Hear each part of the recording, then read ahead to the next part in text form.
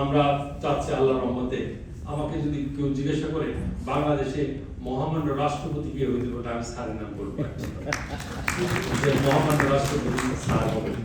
কারণ ওনার মতো একজন সৎ জ্ঞানী এবং এই যে তার বোঝাটা পরিবার দেখলে একটা লোককে চেনা যায়।